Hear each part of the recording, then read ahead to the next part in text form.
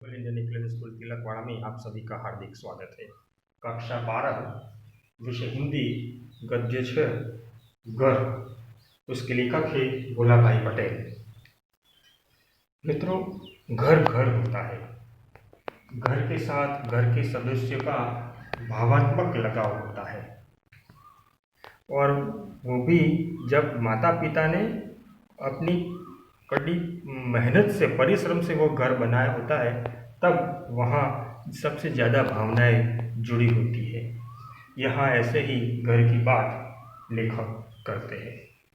लेखक और उनका परिवार, उनके भाई, उनकी माता, ये सब उनका गांव में घर है, पुश्तैनी घर है, और ये सब शहर में रहने के लिए आए हैं।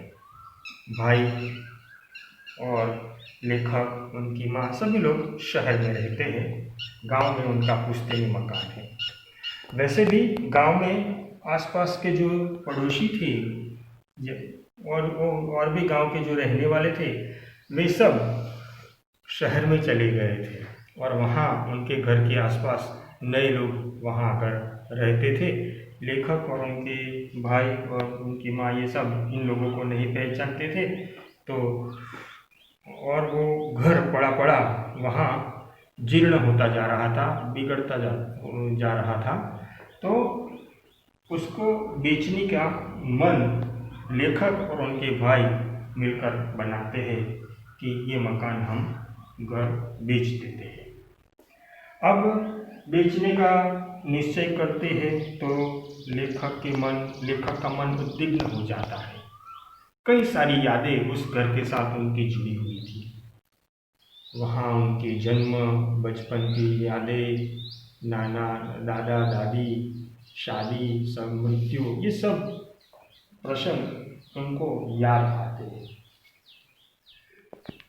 उनको लगता है कि घर सिर्फ 4 दीवारों का नहीं होता।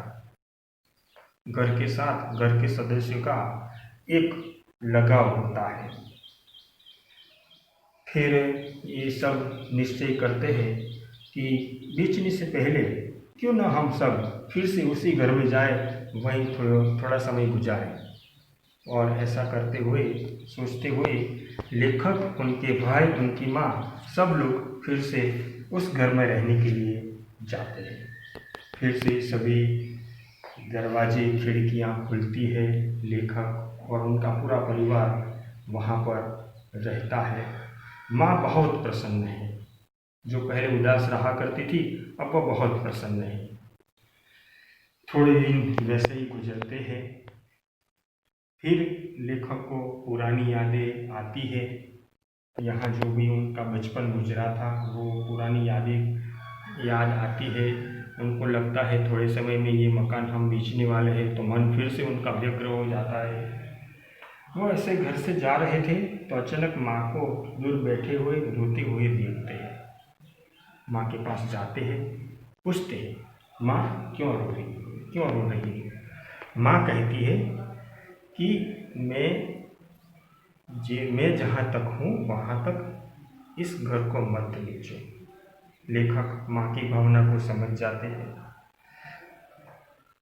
थोड़े दिनों में फिर जो मकान खरीदने वाला था, वो खरीदने वाला आता है। छोटा भाई उसको लेकर आता है। माँ छोटे भाई से भी कहती है कि जब तक मैं हूँ इस मकान को मत बेचो। और छोटा भाई भी माँ की भावना समझ जाता है, और वो जो मकान खरीदने वाला था उनको जाकर कहता है कि भैया कुछ समय रुक जाओ, हम घर देंगे तो तुम्हें ही देगी। और उस प्रकार से खरीदने वाले को वापस लौटा दिया जाता है, और सबके मन प्रसन्न हो जाते हैं। तो इस प्रकार इस कहानी में, इस निबंध में लेखक कहते हैं कि घर सिर्फ ईंटों या दीवारों का नहीं होता, उसमें घर के सदस्यों की भावनाएं लगी रहती है। कई सारी यादें होती है, कई सारे सपने, कई सारे ख्वाब उसमें संजोए होते हैं। तो ये सब भावनाओं की कदर करनी चाहिए। यही इस निबंध में लेखक कहना चाहते हैं। आभार।